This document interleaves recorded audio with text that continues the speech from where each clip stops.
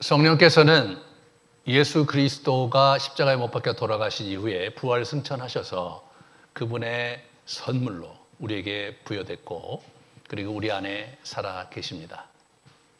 그러나 우리 성도들이 실제로 우리 안에 계신 성령과 더불어 살아가는 그러한 삶을 사는 데는 생각보다 쉽지가 않아요. 여러 가지 이유가 있겠지만 성령과 동행하는 삶에 대한 이해가 그리고 그 실천이 구체적으로 우리 안에 자리 잡고 있지 못하기 때문이기도 합니다. 오늘부터 우리는 그 성령과 동행하는 삶을 같이 이렇게 점검해 보기 원하는데, 저는 신약의 본문에 보면 성령의 이야기가 많이 나오는데, 그러나 실제로 신약은 사실은 성령 시대가 사도행전 2장에 시작되었기 때문에 이렇게 얘기하기 때문에 성령께서 신약의 시대에 왕성하게 임한 것으로만 우리가 이해한다면 우리 개인의 삶 속에서 역사하시는 하나님을 역사하시는 성령과 동행하는 일은 묘연해집니다. 실제로 성령 하나님은 구약에 계속 계셨거든요.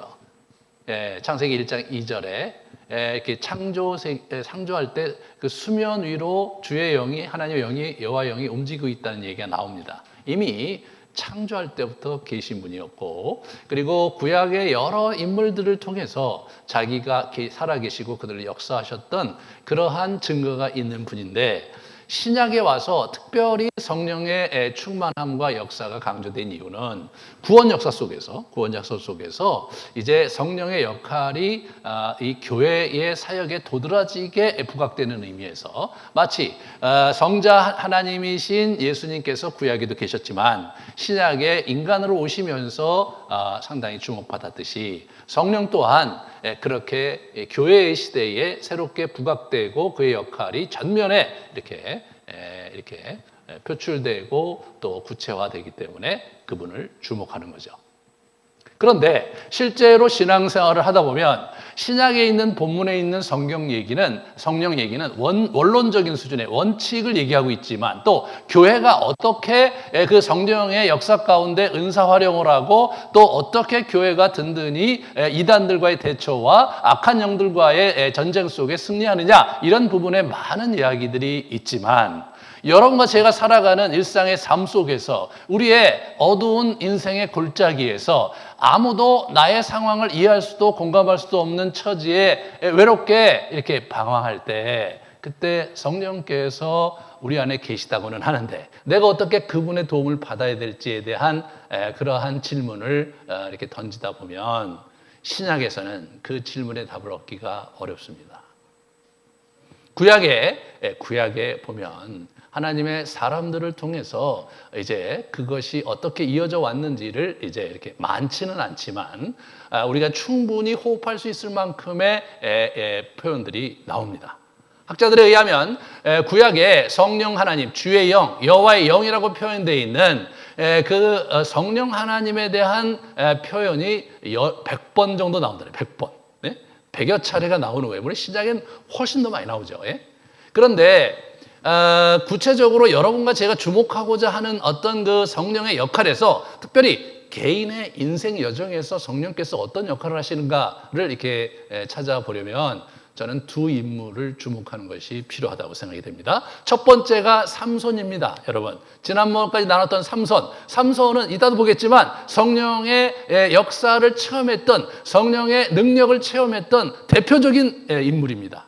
구약에서도 특별히 성령의 능력을 그렇게 아주 그 강하게 느꼈고 그 성경에 그것을 구체적으로 기록한 인물은 없습니다. 그런데 아주 아이러니하게도 성령의 역사가 있었음에도 불구하고 성령의 능력을 덧입었음에도 불구하고 그의 인생은 불행했습니다. 이것이 여러분과 제가 주목해야 되는 부분인 거예요. 오늘날도 성령의 역사가 교회에 많이 일어나고 있고 여러 이사와 기적이 일어나고 있지만 그런 어느 한순간에 어떤 때에 성령의 역사 속에서 치유를 받고 성령의 능력을 체험해서 환상을 보고 성령의 능력을 체험하면서 예언을 하는 그런 사람들이 덜어 있지만 그들의 인생 여정 전체를 이렇게 쭉 보다 보면 그 열매가 그렇게 오래 지속되면서 성장하고 깊이 있게 진행되는 그런 예를 찾아보기는 생각보다 어렵습니다. 어느 순간에 성령의 불이 꺼지고 어느 순간에 기도가 잘 안 되고 어느 순간에 열정이 사라지는 분들이 대부분입니다. 그들은 왜 그렇게 됐느냐? 삼손의 답이 있습니다. 삼손은 성령의 능력을 취하긴 했지만 그의 능력을 덧입어 놀라운 일을 했지만 성령 자신을 사귀며 성령과 동행하는 삶을 익히지 못했기 때문에 그는 그 자신이 갖고 있었던 인간적인 한계와 약점 속에 무너져야 됐습니다. 그런데 이 삼손과 대조적인 지점에 있는 인물이 있는데 그분이 바로 다윗입니다. 다윗은 하나님을 찬양하고 하나님을 노래했던 유명한 그 시인이기도 했죠. 그는 왕이요 장군이요 시인이었습니다. 그는 노래하는 자였습니다. 시편 150편 중에서 이 사람이 쓴 시가 74편, 거의 반이죠.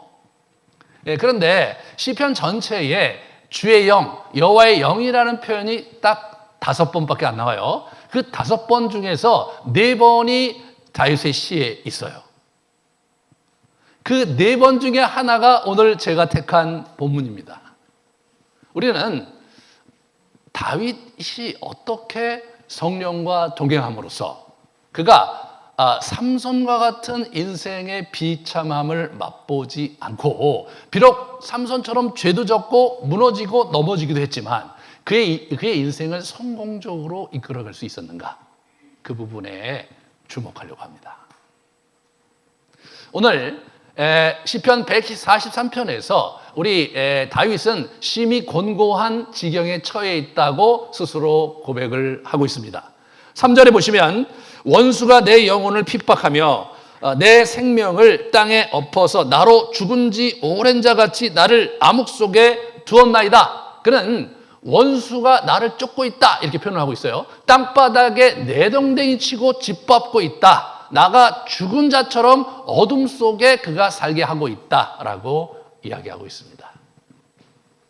이 사람이 지금 엄청나게 곤고하고 죽음의 위협 속에 거의 죽은 거나 진배 없는 그런 비참한 어둠의 골짜기를 걷고 있었습니다.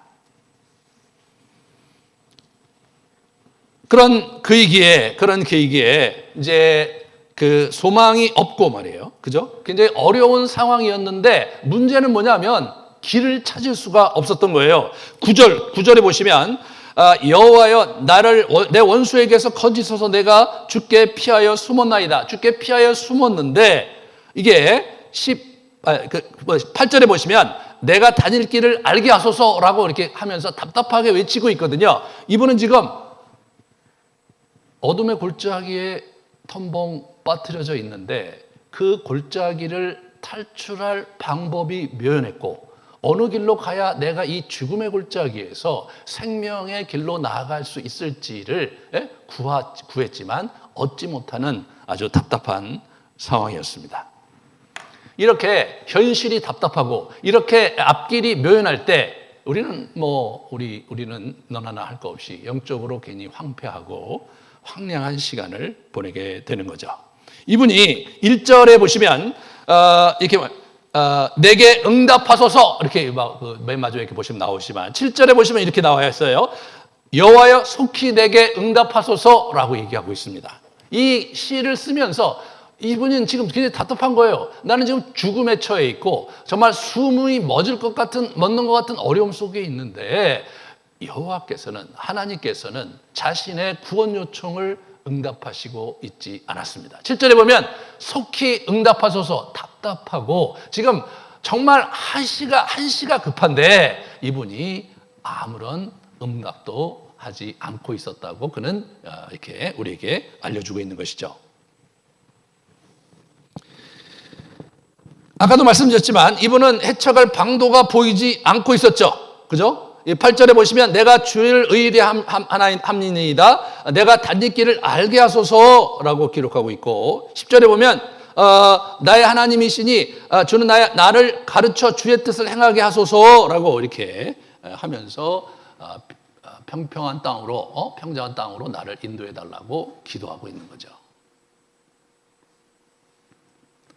상황이 어려운 것, 그리고 앞길이 정말 어떻게 될지 막막한 상황 속에서 우리가 정말로 바라는 것은 뭐냐면 내가 이 상황을 극복할 수 있는 방법과 길을 찾는 것, 그게 가장 우리가 원하는 바인데 이분이 그 가장 원하는 바를 얻지 못하고 있었습니다. 여러분과 저도 이렇게 우리 인생을 살아가면서 이렇게 사실은 쉽지가 않아요. 사는 게 그렇잖아요. 여러 가지 이제 희로애락을 우리가 이제 겪고 있는데 제가 이제 이렇게 쭉 돌아보니까 제가 이제 병원에서 이렇게 쭉 돌아보니까 제 인생에 여러 가지 이제 그 여정들이 이렇게 좀 주마등처럼 지나가는데 기쁘고 즐거운 날은 그렇게 많이 기억이 안 나요. 실제로 물리적으로도 그렇게 많지 않았던 것 같아요.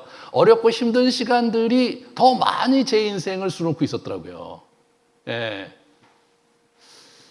그리고 그 병원에서 많은 환자들을 보면서 그들 또한 만만치 않은 인생을 살아가고 있고, 이제 뭐 자기가 이제 경제적으로 어려운 상황에서 거기 와 있거나 또는 이제 가정의 갈등 속에 긴장 속에 이제 이렇게 살아가고 있는 분들이 그냥 이렇게 쭉 이렇게 보이는 그런 장면을 보면서 참 인생이 슬프구나. 인생이 참 험악하고 벅차구나. 그런 생각을 하게 되었습니다. 그런데 나는 예수를 믿고 있고 나는 신앙생활을 하고 있고 더군다나 목회자인데 늘 기도하려고 애쓰고 늘 하나님 말씀을 묵상하고 늘 그걸 가지고 성도들과 나누고 있는 삶을 사는데 내 삶은 왜 그렇게 곤고한가? 그런 질문을 던져보았어요. 여러분은 어떠십니까? 여러분의 삶에 지금 평평한 땅을 잘 걷고 계신지 평안하신지 아니면 여러 가지 어떤 갈등 속에 있든가 재정적인 위기 속에 있든가 아니면 몸이 안 좋든가 기타 등등의 어려운 골짜기를 거닐고 계시진 않는지 한번 이렇게 진지하게 돌아보시기 바랍니다. 그러한 장면에 우리가 처해서 주님 앞에 나갈 때 이런 생각을 하게 되잖아요. 아, 내가 뭘 잘못한 건 아닐까? 내가 또 어디서 뭘 놓친 건 아닐까? 나의 기도 생활에 어디에 펑크가 난 건 아닐까? 길을 잘못 들었었나? 이런 질문을 하지 않을 수가 없어요. 근데 오늘 이 본문에도 보면 2절에 주의 종에게 심판을 행하지 마소서 주의 눈앞에는 의로운 인생이 하나도 없다라고 이렇게 얘기를 하고 있잖아요. 이분도 그런 거예요. 이분도 지금 이 다윗도 지금 그런 상황 속에서 자기 안에 이렇게 자책감이 여러분과 저와 같이 자책감이 내가 그 죄를 좀 나도 많이 지었고 또 이런 장면에서 정말 내가 하나님 앞에서 마음 놓고 이렇게 구할 만한 그런 놈인가에 대해서 이렇게 아마 자책을 했던 것 같은데 심판을 행하지 말아달라고 누가 당신 앞에 의롭게 설 사람이 있겠냐고 이렇게 아주 강하게 주님께 이렇게 부르짖으면서 그러한 그 자의식을 떨치려고 하는 모습을 보게 됩니다. 저는 이 시를 읽으면서 그리고 이 다윗을 보면서 참 많은 그 깨우침을 얻어요. 왜냐하면 우와 다윗도 그랬네 이런 생각이 드는 거예요. 다윗도 이런 자의식 때문에 고민했구나. 다윗도 기도했는데 안 들어줘서 답답해서 속히 응답하라고 부르짖고 있구나. 다윗도 막 그냥 엉망진창 상황에서 내가 숨을 멈춰야 될 것 같이 죽음의 골짜기를 지금 내가 가고 있다고 막 아우성 피면서 주님께 악다구를 이렇게 부리는데 하나님은 응답하지 않는 상황이었구나. 여러분, 이 시가요, 마지막까지 보는데 다윗의 기도가 아직 응답되지 않았어요. 다윗의 시들을 보면 어떤 것을 응답한 이후에 쓴 시들도 있지만 이 시는 그렇지가 않아요. 저는 다윗의 시를 읽다가 늘 이런 장면에서 상당한 위로를 받습니다. 아, 다윗도 이렇게 살았구나. 아, 다윗도 기도하는데 이런 어려움이 있었구나. 다윗도 죽고 싶은 심정을 느낄 때가 있었구나. 다윗은요, 구약에 내노라한 하나님의 사람입니다. 다윗은 찬양의 사람이었고, 다윗은 기도의 사람이었고, 다윗은 중간에 뭐 잘못도 범하고 나쁜 짓도 했지만, 그러나 회개하고 하나님께 늘 하나님께 옳게 쓰려고 무던히 노력하며 경주해서 하나님의 사랑을 독차지했던 인물이 다윗입니다. 그런 다윗이 이렇게 고생을 하고 있는 거예요. 여러분, 이분의 시를 읽다 보면 이런 장면이 여기만 나오는 게 아니라 곳곳에 있어요. 곳곳에 늘 하나님이 기도를 늦게 들어주신다고 아우성이고, 늘 나에게 이런 원수를 줘서 날 고통받고 있으니까 원수를 처단해달라고, 이분이 간절히 요청하는 대목이 한두 군데가 아닌 거예요. 이분이 전쟁 상황에 살았기 때문에 대적이 많았겠지라고 우리가 단순하게 생각할 수 있을지 모르지만, 여러분과 저가 인생을 살아가면서 우리를 괴롭게 하는 사람들이 얼마나 많습니까? 그죠? 우리 주변에. 심지어는 내 자녀까지 나를 못 살게 굴 때가 있으니까요. 게다가 악한 영이 우리를 공격하고 옥죄어 올 때는 우리가 답답해서 어떻게 견딜 수가 없잖아요. 다윗의 이야기를 묵상하다 보면 다윗도 나와 동일한 성정을 가진 사람이었고, 나와 비슷한 인생의 질곡을 겪고 산 사람이었고, 그 인생의 질곡 속에 내가 느끼는 비참함과 내가 느끼는 답답함과 내가 느끼는 안타까움과 내가 느끼는 슬픔과 황량함을 고스란히 느끼고 경험하고 살고 있구나. 이분이 기도를 더 많이 했기 때문에, 이분이 하나님께 더 사랑을 많이 받았기 때문에 그러한 나보다는 나은 상황과 나보다는 나은 그런 정서 생활을 하고 있는 것이 결코 아니었구나. 이것이 저에게 큰 깨우침이었고 저에게 위로였습니다. 저는 어렸을 때부터 교회 다니고, 저는 어렸을 때부터 이렇게 교회에서 우리 집 주변에 그 마을에 이제 그 부흥성회 이런 것들을 이제 억지로 어머니 때문에 어쩔 수 없이 쫓아다녔던 그런 사람 중에 하나입니다. 그분들이 전하는 메시지는 참 은혜로웠고, 그분들이 도전하는 메시지가 파워풀했어요. 그러나 그 내용을 보면 성령께서 함께 하시니까 성령이 여러분을 믿음으로 그분을 붙잡으면 여러분의 문제가 해결 안 될 일이 없다. 그분이 전능하신 자이고 여러분을 사랑하시는 자인데 뭘 두려워하느냐. 기도해라. 금식해라. 그러면 하나님께서 여러분의 문제를 해결해 주실 것이다. 그런 얘기를 이제 하면서 엄청나게 또 야단도 많이 맞았잖아요. 그죠? 근데 실제로 우리 인생을 살아가다 보면 사실 그분들이 얘기했던 대로 그렇게 되질 않죠. 우리가 어떤 순간에 그런 은혜와 축복을 누리기도 하지만 더 많은 순간은 사실은 다른 사람과 다를 바 없는 삶의 질곡을 있는 그대로 100% 경험하고 살아야 되는 것이 인생이죠. 제가 찬양 중에 가장 어려워하고 싫어하는 찬양이 하나 있어요. 그게 어떤 찬양이냐면, 제가 군대 가기 전에 어느 교회 갔던 특송을 하는데 그 특송의 그 노래였어요. 이런 찬양입니다. 기도할 수 있는데 왜 걱정하십니까?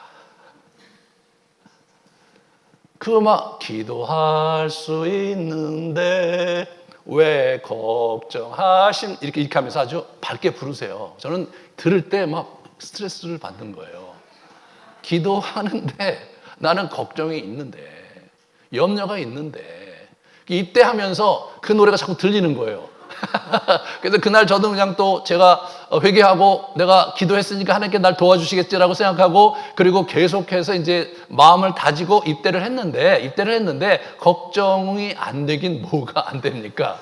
계속해서 힘들었어요. 제대할 때까지 힘들었어요. 바로 제대하는 그날까지. 다음날 아침에 일어나서 내가 정말 여기 어디야 이거 휴가 나온 거야 뭐 이러면서, 그죠? 많은 형제들이 40대가 넘어서까지 재입대하는 꿈을 꾼다는 것은 군대 생활이 갖고 있는 어려움이 뭔지를 보여주는 거죠. 하나도 내가 갖고 있는 그런 부정적인 정서가 해결되지 않은 채 그냥 견디면서 그 세월을 보냈던 거죠.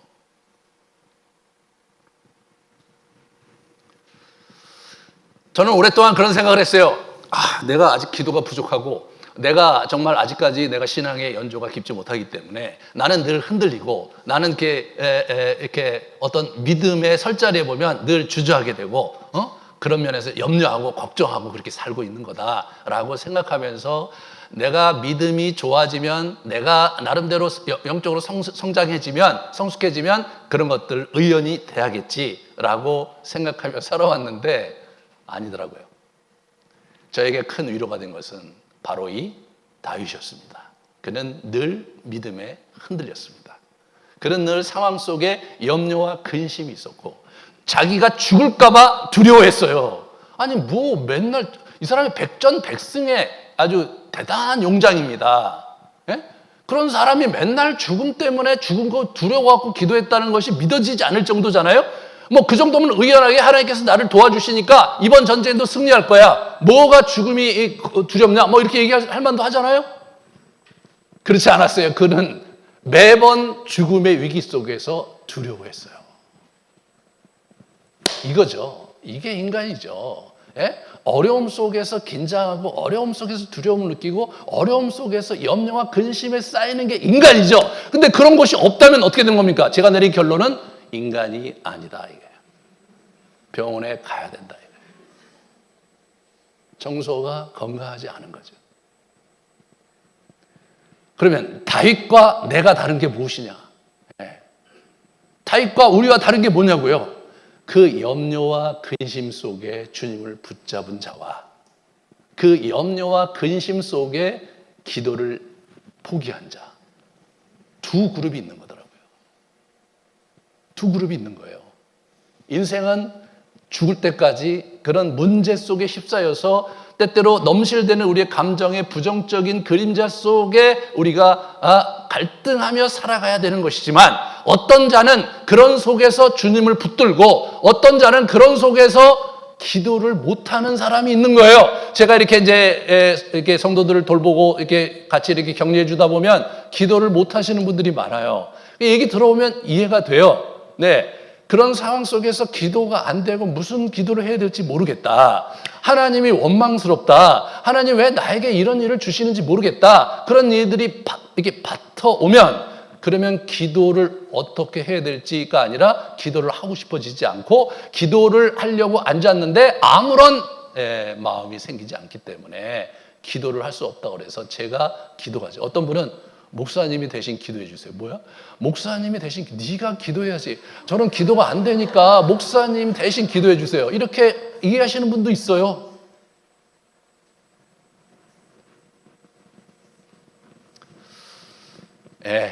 그게 여러분과 저의 어려움입니다.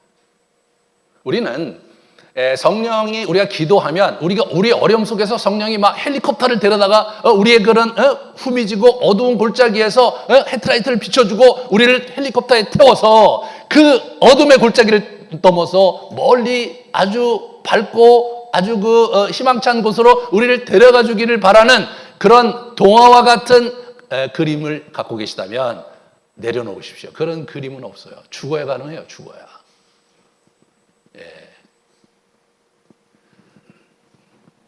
저는요, 이 신앙생활이라는 게 우리의 현실 속에서 의미가 있어야 되는 거라고 생각해요.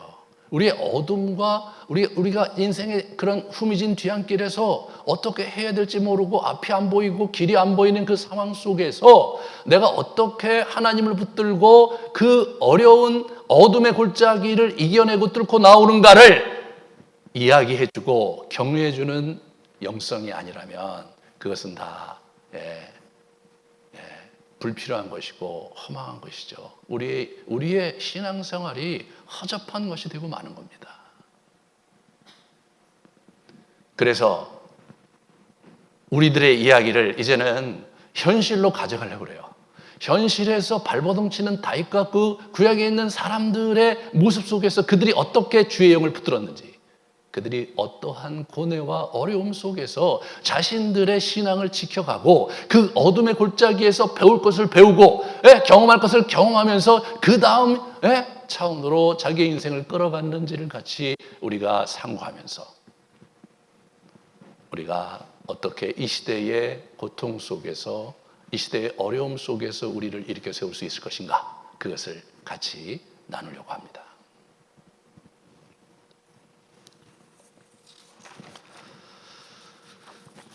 다윗은 오늘 이 시에서 신음하며 부르짖고 있어요. 이 사람이 아까도 얘기했지만 내면의 혼돈과 죄책감 속에 이렇게 소용돌이 치고 있죠. 이거 누구나가 갖고 있는 거예요. 근데 거기에 매몰되면 안 되는 거예요. 그것을 딛고 그러함에도 불구하고 주님을 붙들고 신실하신 주님을 붙드는 게 우리가 해야 될 일인 거죠. 여기서 이 진솔한 영혼의 기도를 이제 이분이 드리는데 여기 내 영혼이라는 표현이 오늘 본문에서 자그마치 5번이나 표현을 하고 있어요. 자, 내 영혼이라는 표현 3절을 보시면 내 영혼을 원수가 내 영혼을 핍박하며 라고 돼 있죠. 6절에 보시면 내 영혼이 마른 땅같이 주를 사모하나이다 라고 하고 있죠. 8절에 보시면 내 영혼을 주께 드립니다 라고 하고 있고요. 11절에 보시면 내 영혼을 환난에서 끌어내소서. 12절에 보시면 내 영혼을 괴롭게 하는 자를 다 멸하소서. 내 영혼 12절에 5번이나 내 영혼이라는 표현을 쓰면서 자기의 마음을, 자신의 영혼을 아마 하나님께 올려드리는 거예요. 부르르 떨고 두려워하고 감당할 수 없는 그런 곤두박질 치는 내면의 그 영혼의 곤고함을 주님께 호소하면서 자기의 간구를 주님께 올려드리고 있습니다. 이럴 때 우리가 이 다윗서부터 배워야 될 것은 그러한 어둠의 골짜기를 어떻게 헤치고 나오느냐에 있어서 이 묵상을 한다는 거예요. 묵상을. 기억하고 읊조리고 생각합니다. 이거 보세요. 지난 날을 기억하고, 지난 날을. 자기가 살아온 세월을 또 하나님께서 함께 하셨던 걸 쭉 기억하는 거예요. 두 번째는 뭐냐면 주의 모든 행하신 것을 읊조린다는 거예요. 이 메디테이트, 묵상하다는 말을 읊조리다 이렇게 번역했는데 이게 원어적으로 그게 이제 직설적으로 그게 읊조리다라는 것이거든요. 우리는 동양 문화 속에서 왠지 묵상은 고요하게 하는 것으로 생각하고 있어요. 우리가 조용하게 하는 것으로. 물론 그런 측면이 있어요. 하지만 그 시편에서 나오는 이 묵상은요, 시편의 저자들이 삶의 치열한 현장 속에서 그 시를 썼거든요. 여러분 그런 삶의 치열한 현실 속에서 내가 곧 죽을 것 같은 위기 속에서 고요히 앉아서 어떻게 자기 생각을 모을 수 있겠습니까, 여러분? 그렇잖아요? 네. 이게 어렵지 않아도 가만히 앉아서 내가 삶의 현실을 이게 평안한 것 같아도 늘 이슈가 있게 마련인데 그렇게 앉아서 고요하게 있는 것도 쉽지 않잖아요. 침묵을 해보서 앉아보시면 엄청난 잡념이 이렇게 올라오죠. 그게 아니더라고요. 이게 읊조리는 거예요. 말을 이렇게 소리를 내는 거예요. 자기 소리를 내는 거예요. 하나님께서 하신 일을 이렇게 소리를 내는 거죠. 주님께서 나의 하나님이시고 주께서 나를 도우셨고 주께서 홍해를 가르셨고 이런 것들을 자꾸 기억하면서 그러면서 그것을 읊조리는 거예요. 이렇게 읊조리는 거예요. 왜 읊조리느냐? 자기 생각을 자기가 잡을 수가 없으니까 자기 생각이 흐트러지니까 읊조리는 거예요. 여러분 기도를 하려고 앉았는데 자꾸 잡념이 온다. 그러면 이게 그 예수기도 주 예수 그리스도시여 이걸 읊조리든지 아니면 굉장히 좋은 것은 이제 주기도문이에요. 주기도문을 서서히 소리를 내면서 천천히 그것을 읊조리다 보면요. 그러면 쿵 하고 와지는 지점이 있거든요. 예? 그냥 마음은 막 복잡하고 내 정신은 막 혼미한데 이렇게 내가 기도 제목 1, 도와주세요 하나님, 기도 제목 2, 아픈 거 치유해 주세요. 이것을 막 하나님께 막 이렇게 계속해서 퍼부으면 그렇게 기도를 하고 나서도 그 속이 그렇게 좋지 않지 않습니까? 이게 뭔가 그 기도를 드렸다기보다는 뭔가 퍼낸 것 같은 느낌이 들잖아요. 그것은 인격적인 신에게 할 일이 아니죠. 우리가 감정을 드려야죠. 우리 마음을 드려야 되잖아요. 마음을 드리기 위해서 우리 그 시편의 저자들이 한 게 이게 읊조리면서 자기의 생각과 마음을 모아간 거예요. 이거를 우리가 잘 할 줄 알아야 돼요. 이렇게 하면서 이렇게 하나님의 말씀을 이렇게 읊조리고 이 말씀을 낭독할 수도 있겠죠. 이렇게 오늘 본문을 이렇게 쭉 낭독하면서 그러니까 그런 걸 하면서 여호와여 내 기도를 들으시며 내 간구의 귀를 기울이시고 주의 진실과 의로 내게 응답하소서. 이걸 하는 거예요. 이거를 계속 여호와여 내 기도를 들으시며 내 간구를 귀를 기울이시고 주의 진실로 의로 진실과 의로 내게 응답하소서. 내게 응답하소서. 내게 응답하소서. 그렇게 하다 보면, 그렇게 자기가 자기 소리를 내다 보면 그 자기의 소리가 메아리 쳐서 자기 뒤를 똥 때리는 거예요. 예? 똥 때리는 거란 말이에요. 그러면 그때 뭉클하면서 거기서 그 자기에게 와진 그 문장과 내용을 가지고 주님께 포문을 여는 거예요. 말문을 여는 거예요. 그러면서 얘기를 해야 내 마음이 담겨진 기도를 드릴 수 있겠죠. 이분이 지금 그거를 하는 거예요. 그걸 시도하는 거예요. 주의 손이 행하는 일을 생각하고, 그 생각을 하는 거예요. 하나님께서 하신 것도 생각하는 거예요. 거기에 중요한 게 읊조리는 게 들어가는 거예요. 그러니까 이 성경을 앉아갖고 막 일이 굉장히 복잡하고 어려운 상황에서 성경을 딱 안 펴놓고 말이에요. 그걸 가만히 눈으로 보면서 마음으로 그것을 계속 묵상하려고 해보세요. 생각하려고 해보세요. 절대로 집중이 안 됩니다. 그 몇 번 하다가 에이 그걸 때려치죠. 그리고 기도하려고 앉으잖아요. 기도를 쭉 하려고 그러다 보면 이게 더 집중이 안 돼요. 그죠? 그러니까 기도가 안 되는데 뭘 또 기도를 하냐. 그리고 또 팽개치는 거예요. 기도를 안 하는 거예요. 기도를 안 하면서도 정당화해. 나는 기도를 하려고 했는데 안 된다. 안 되면 어떻게 하냐. 이렇게 얘기를 한단 말이에요. 그런 거는 어린아이의 일이라는 거죠. 그러함에도 불구하고 그분께 얘기할 거를 얘기할 수 있어야죠. 여러분 부부싸움 했는데 상대가 말이 안 통한다고 내가 그냥 화를 버럭 내고 얘기를 안 하면 어떻게 돼요? 관계가 더 악화되는 거 아닙니까? 저 사람이 저렇게 화를 내고 나도 화가 났는데 한번 곰곰이 생각해보고 저 사람이 나한테 했던 행동들도 생각해보고, 그죠? 그러면서 자기가 그럼 어떻게 저 사람하고 소통해야 얘기가 진행될 수 있을까를 자기 나름대로 고민하면서 그 길을 찾아가야죠. 그렇지 않고서는 해결이 안 되는 거잖아요. 마찬가지로 하나님과도 그렇다는 거예요. 그렇게 해서 이분이 이제 주님께 이제 이렇게 나아갈 준비를 하고, 그러면서 이렇게 기도로 간구로 나아가는 거죠. 이분이 보시면 2절과 12절에 자기 자신을 주의 종으로 자꾸 자처해요. 이게 이제 이분이 자기의 정체성을 주님께 자꾸 확인하는 거예요. 주의 종에게 심판을, 주의 종에게 나오죠. 12절에 다 멸하소서 나는 주의 종이니이다. 이렇게 얘기해요. 내가 주의 종입니다. 이렇게 얘기해 주는 거예요. 그게 하나님께도 자기가 그걸 외치는 거지만 자기 스스로에게도 그런 어떤 자기의 종인 것을 이렇게 자기 정체성을 불러일으키는 거죠. 내가 주님의 종이 아닙니까? 그렇게 얘기하는 거예요. 그것은 하나님을 위한 것이라기보다는 자기를 위한 것이죠. 주님, 내가 주님의 자녀 아닙니까? 주님의 아들이 아닙니까? 주님의 딸이 아닙니까? 나를 어떻게 이렇게 버려두십니까? 이게 완전히 틀린 거예요. 이게 언어를 사용할 때 자기가 누구이냐를, 하나님 내가 당신의 자녀입니다. 당신이 나를 사랑하셨고 여기까지 인도해 오시지 않았습니까? 주님 어찌 내게서 얼굴을 돌리십니까? 보세요. 그러면 어떻게 돼요? 이게 우리의 마음이 움직이잖아요. 호소력이 생기고. 그래야 내 쪽에서 의미 있는 대화가 하나님께 올려가는 거잖아요.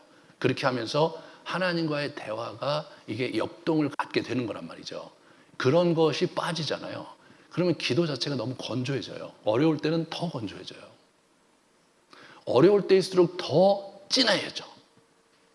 그게 여러분이 요령이에요, 요령이에요. 그냥 저절로 되는 게 아니란 말이에요. 시편에 그런 얘기들이 있는 거예요. 그러면서 이분이 하시는 게 뭐냐?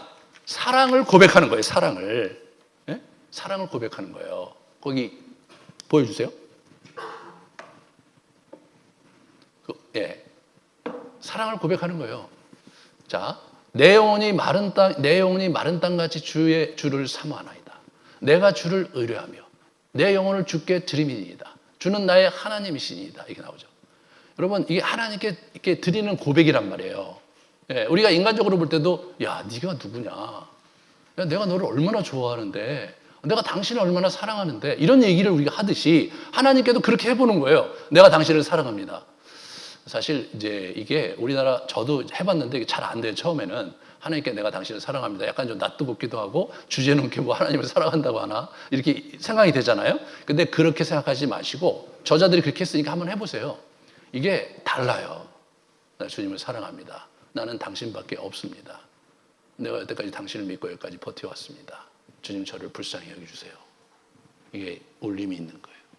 근데 이 울림이 있으려면 전제가 필요한데 여기 인자함을 붙들잖아요. 이 8절과 12절에 인자함을 붙든단 말이에요. 이 인자함이 뭐냐면 우리가 생각하는 인자하고 자애로운 그런 거가 아니에요. 이게 이 단어가 히브리어로 헤세드는 어떤 걸 얘기하는 거냐면 언약 관계에 충실한 사랑을 헤세드라고 그러는 거예요. 하나님과 우리와의 언약 관계에 있기 때문에 헤세드라는 것은 내가 어떠함이 아니라 언약 관계 때문에 나를 챙겨주셔야 된다는 게 헤세드예요.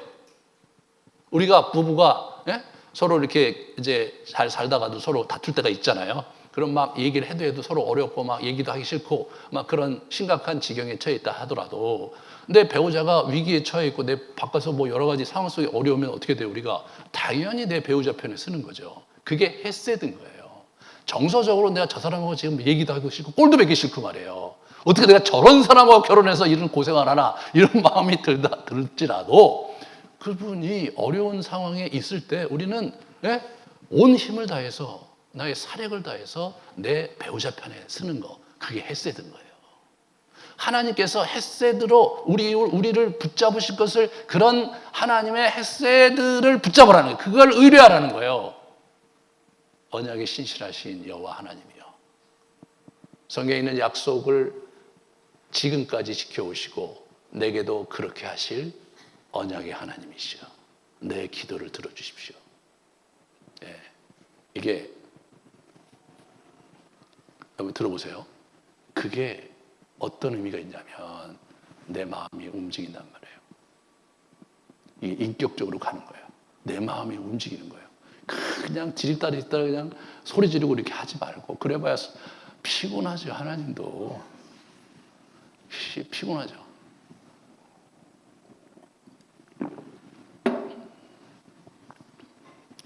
그냥 저는 이런 생각이 들어요. 그러니까 뭐냐면 제가 어떤 사람과 얘기할 때 그 사람과 다정하게 이런저런 얘기를 오고 가고 하면 정이 많이 들고 그렇게 하면 뭐 시간이 1시간, 2시간 가도 아깝지 않은데 어떤 사람 막 피곤하게 나한테 와서 막 이런저런 요구를 하고 계속 자기 요구만 하고 내 얘기를 안 들어주면 어떻게 돼요?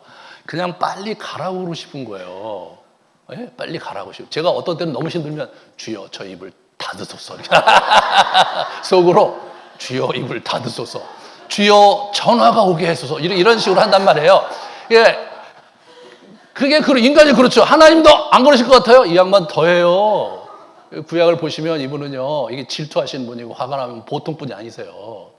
그러니까 이게 감정적인 분, 이분이 감정선이 있다는 거예요. 우리도 감정선이 있잖아요. 그러니까 감정선을 잘 조율하면서 대화하는 법을 익혀가야 돼요. 그게 그 랭귀지, 기도의 랭귀지가 어디 나오는 거냐? 그 시편에 있는 거예요. 이런 언어로 하나님과 교제하는 거예요. 여러분 그냥 무턱대고 앉아서 소리 지른다고 될 일이 아니에요 지금. 아니 이 양반도 지금 평생을 하나님 섬기고 뭐 찬양도 많이 하고 노래도 많이 하고 하나님 일을 많이 했는데도 지금 안 들어주시는 판인데 거기다가 업법도 시원찮고 그냥 맨 울기나 하고 뭐 하는 건 제대로 하는 것도 없고 말이에요. 그리고 뭐 아는 것도 쥐뿔도 없는 놈이 그냥 암탈만 부린다. 그러면 하나님께서 어떻게 하시겠어요? 뭐 제가 하나님이 아니니까 뭐라고 할 건 없지만 제가 하나님이라면 그냥 놔둘 것 같아요.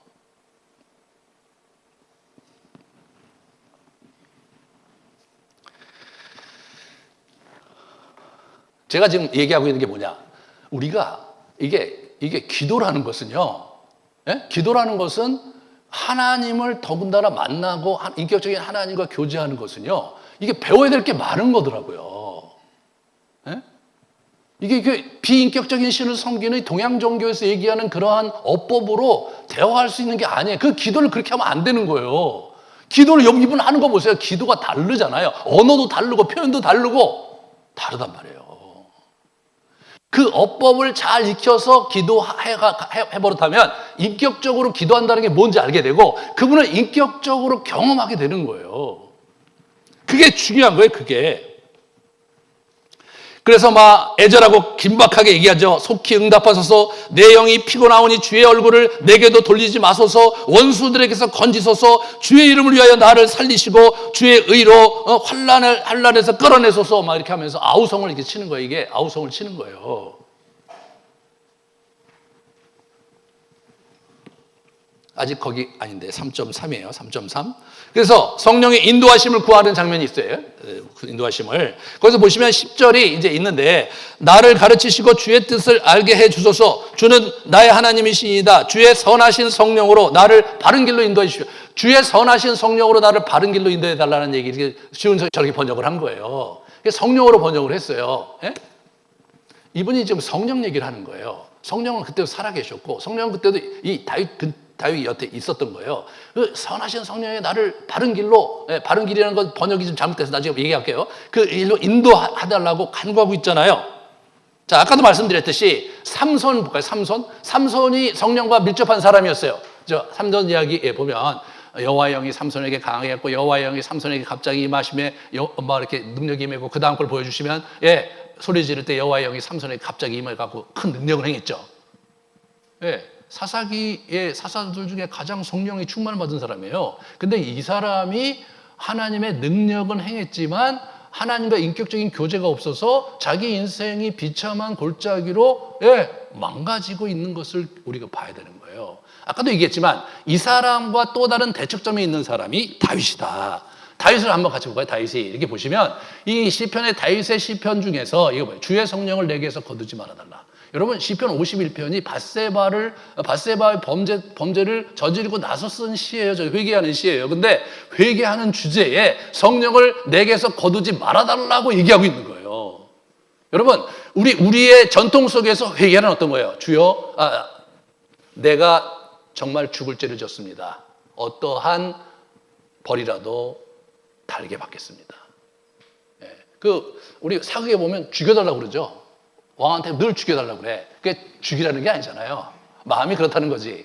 죽여달라고 그러면 죽이면 되는데 또 그렇지는 않아요. 그죠? 그러니까 어찌됐든 간에 이게 뭐냐면 그 왕 앞에 가갖고 주여 이렇게 왕이시여 내가 이렇게 잘못하고 이런 것을 잘못했는데 예전에 정을 생각하셔서 나에게 당신의 은혜를 거두지는 말아 주십시오. 이렇게 얘기하면 어떻게 돼요? 그러면 이제 진짜 귀한 거겠죠.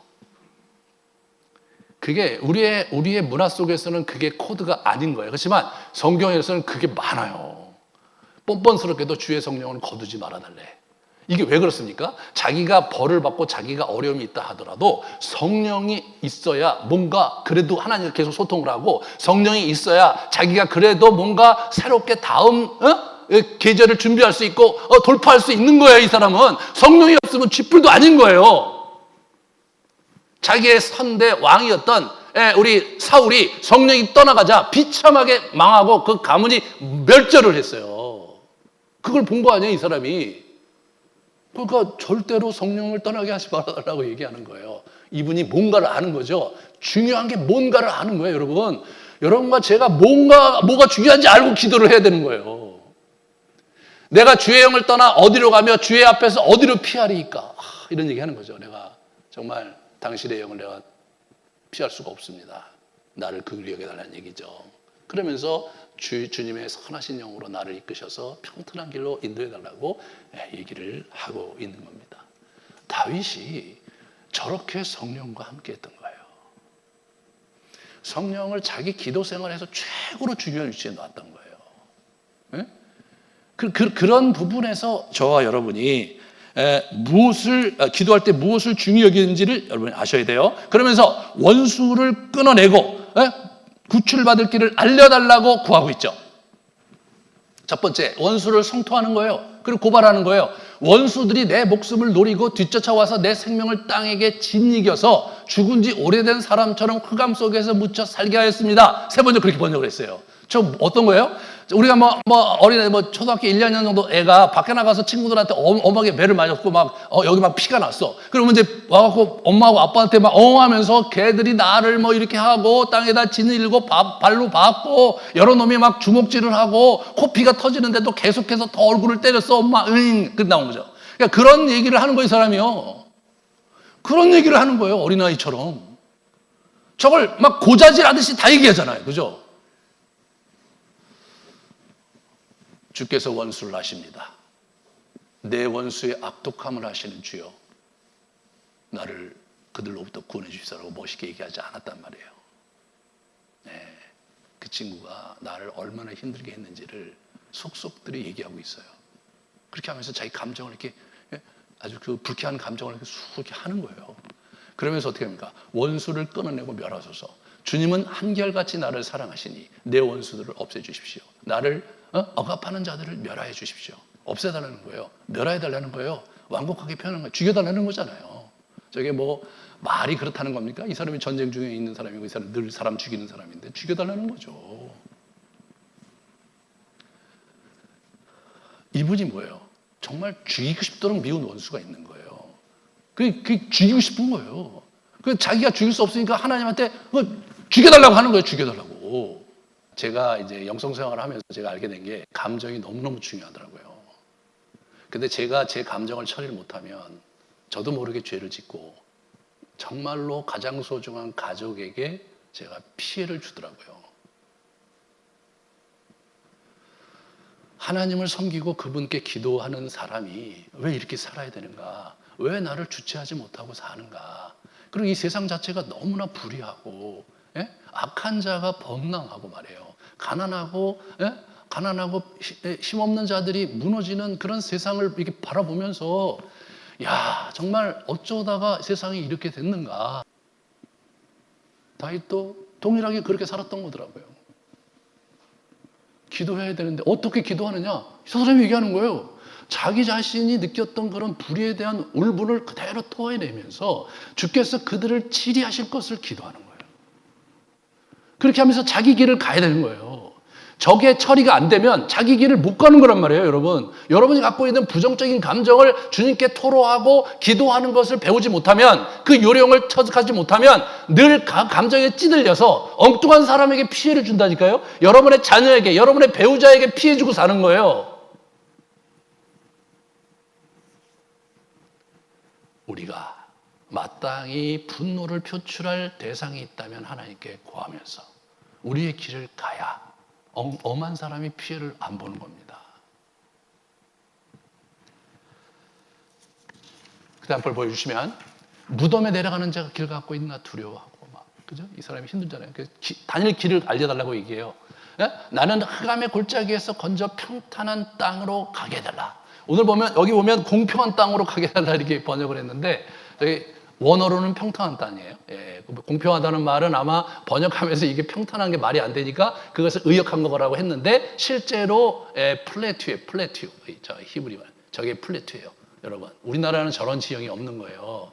그러니까 저렇게 절벽에 쑥 올라가서 여기 플래튜, 평원이 있는 거예요. 평원이 그냥 우리 같이 저기 평야에서 평원이 아니라 이런 굴곡이 있는 캐년에서 푹 올라와서 있는 게 평원인 거예요. 그러니까 저 플래튜, 여기서 보세요. 저 플래튜에 가게 해달라는 거예요, 여러분. 평탄한 데 가게 해달라는 게. 이 사람은 지금 어둠의 골짜기를 지금 캐년 골짜기에서 갈 바를 알지 못하고 길도 찾지 못하고 헤매고 있는데 주님 나를 저 플래튜에 올려달라고 하는 거예요.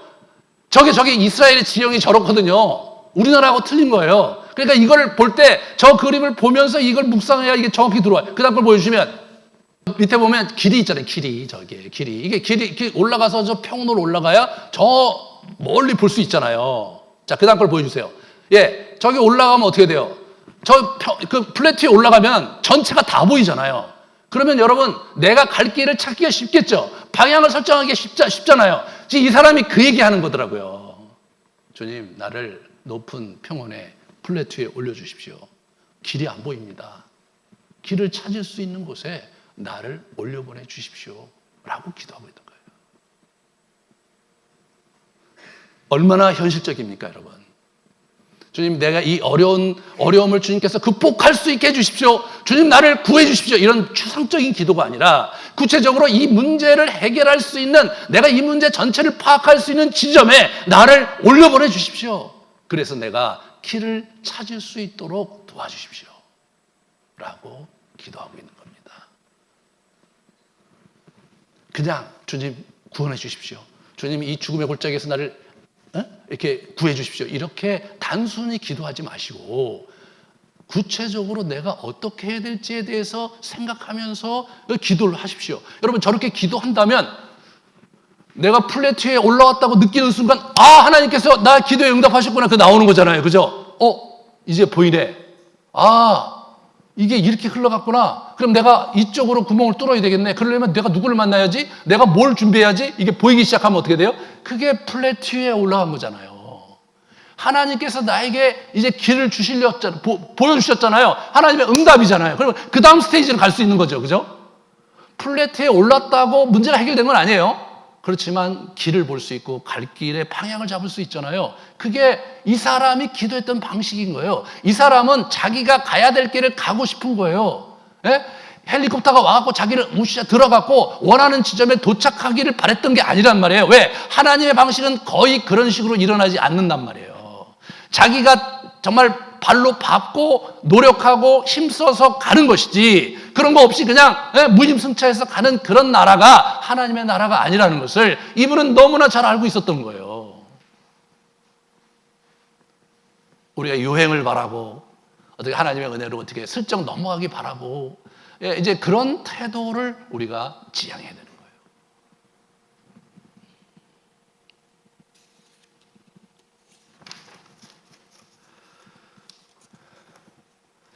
그래서 우리가 이제 참 이 묵상을 하는 것이 되게 중요하다, 그런 얘기를 하면서 이제 마무리를 하려고 그래요. 그 묵상의 두 가지, 이렇게 보면 지난번에 4년 전에 이 본문을 갖고 제가 묵상에 대해 설교를 했던 적이 있거든요. 기억하시는 분들이 있을 텐데, 이 묵상이라는 말이 이제 우리가 생각하는 이런, 자꾸 우리는 동양적인 묵상이라는 개념을 갖고 있어요. 근데 실제로 성경에서 얘기하는 단어는 그와 좀 달라요. 하나는 모은, 슬퍼하는 거. 하나는 로, 이렇게 완전히 으르렁대는 거. 그런 거거든요. 그 다음 걸 보여주시면 하나님의 말씀을 가지고 이 사람이, 큰 사자가 젊은 사자 자기 먹이를 훔치고 으르렁대는 거. 저게 저 글자예요. 그 다음 걸 보여주시면 그림이, 저거예요, 저거. 옛날에 봤던 기억 나실 거예요. 저게 묵상의 첫 번째 의미예요. 하나님의 말씀과 내가 갈 길을, 내가 해야 될 것들을 이렇게 움켜쥐려고 으르렁대는 거. 그게 묵상이에요. 묵상의 역동이 굉장히, 이게 뭐예요? 이게 긍정적이고 역동적인 거예요. 저런 그림이 하나 있고요. 그 다음 걸 보여주시면 곰처럼 부르짖고 비둘기처럼 슬피 울며, 그러니까 거짓말을 마음에 이런 식으로 나오거든요. 이게 그 다음 걸 보여주시면 이런 비둘기가 슬피 울듯이 말이에요. 우리 마음에 애잔함과 비참함과 비통함이 흘러가는 거예요, 같이. 그러니까 어떻게 돼요? 고요히 앉아서 마음 편하게 이 생각 저 생각 이렇게 정리하면서 내 마음을 비우는 어떤 동양적인 명상과는 궤가 달라요. 왜 그렇습니까? 우리 향에 현실이 있거든요. 동양 종교는 현실을 떠나서 자기 나름대로의 이상향의 세계 또는 자기의 내면의 세계로 들어가는 거 아니에요. 그가 거기서 그냥 자기 하나 몸만 잘 하면 되잖아요. 먹는 문제가 뭐 어렵습니까? 뭐 자는 문제가 어렵습니까? 그냥 자기 하나 먹다가 못 먹으면 죽으면 되는 거잖아요. 우리는 그렇지 않죠. 내가 일을 하지 않으면 내 가족이 문제잖아요. 내가 움직이지 않으면 우리 가족이 사는데 문제가 된단 말이죠. 그게 우리의 현실이잖아요. 이런 현실 속에서 그렇게 의연하게 그렇게 묵상을 한다는 게, 그걸 성경에서 요구한다고 생각한다는 게 그게 얼마나 앞뒤가 안 맞는 거예요. 예수님께서 우리를 그냥 이렇게 구원하실 때 믿는 자를, 나를 믿는 자, 나는 손들어라. 다 손든 사람 그냥 쑥 하늘에서 올라가갖고 천국에서 그냥 잘 지내고 나머지 여기 그냥 재앙을 내리시면 끝나는 거잖아요. 그런 식의 구원을 생각 안 하시는 거예요. 본인이 인간으로 오셔서, 어린아이로 오셔서 어려움을 다 당하시고, 그러면서 냄새 풀풀 나는 세상에서 말도 안 되는 놈들과 아주 땀 흘려가면서 이야기하고 교제하고 그러면서 사랑을 나누기 원하셨던 도가 우리의 도란 말이에요. 우리는요, 인격적으로 이게 끈적끈적한 거란 말이에요. 그러니까 우리의 기도 생활을 우리의 감정이 실어지지 않는다면, 그게 뭡니까 도대체? 왜 성삼위 하나님과, 왜 그 인격적이신 하나님과 우리가 교제하는데 우리의 감정이 안 움직이냐 말이에요. 우리의 왜 생각이 안 움직이냐 말이에요. 그냥 비나이다 비나이다 이렇게 해갖고 기도를 왜 그렇게 드리고 있냐 말이에요. 그거는 오늘 본문에서 보면 성경에서 그런 얘기를 하지 않고 있다는 사실을 우리가 깨달을 때 우리가 얼마나 많이 동양 정부의 종교의 늪에 빠져 있는가를 볼 수 있는 거죠. 그렇게 해갖고는 진짜 정말 이 신약의 저자들이 누렸던 하나님과의 교제와 그분 안에서의 풍성함과 그분의 사랑을 부유하게 누린다는 그러한 문장이 무슨 의미인지 도대체가 알 길이 없지 않겠습니까?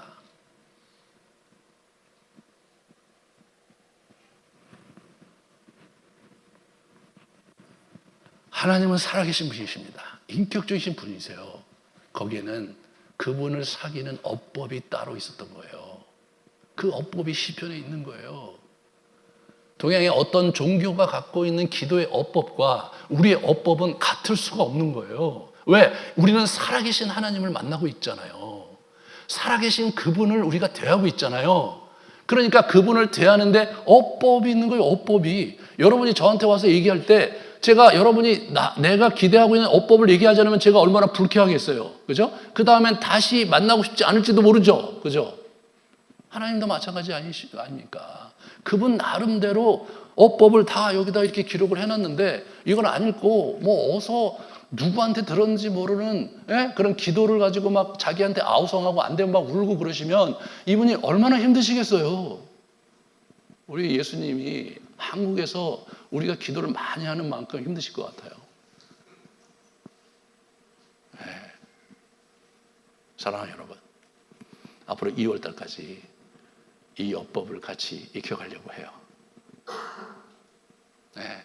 살아계신 인격적이신 하나님과 교제하면서 우리의 감정을 솔직하게 토로하면서 그분의 잔잔한 은혜와 그분의 마음과 그분의 생각과 그분의 분노와 그분의 인자함을 우리가 체감하면서 기도 생활하는 것, 그게 성령과 동행하는 삶의 요체입니다.